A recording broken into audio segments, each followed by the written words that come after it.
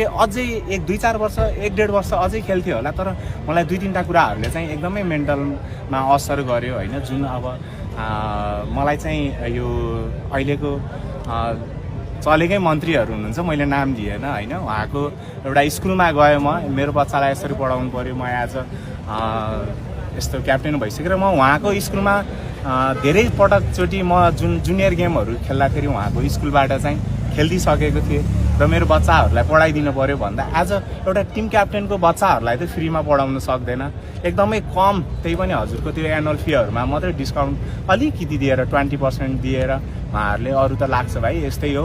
अरे सरकारलाई त त्यस्तो हुँदो रहेछ। आज हामी त एकदम न्यून परिवारबाट आएको मान्छेलाई त केही पनि रहेनछ त आखिर त।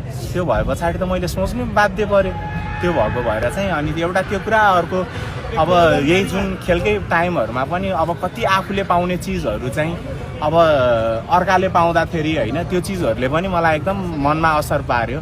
अब जस्तै तपाईँहरूको मिडियाहरूमा पनि आइसकेको थियो, योभन्दा अगाडिको NBA कपमा 240 अङ्क ल्याएर सबभन्दा धेरै हाइएस्ट स्कोर मेरो थियो, तर मैले केही पनि पाइनँ। फेरि त्यो मौका चटक्कै छोडेर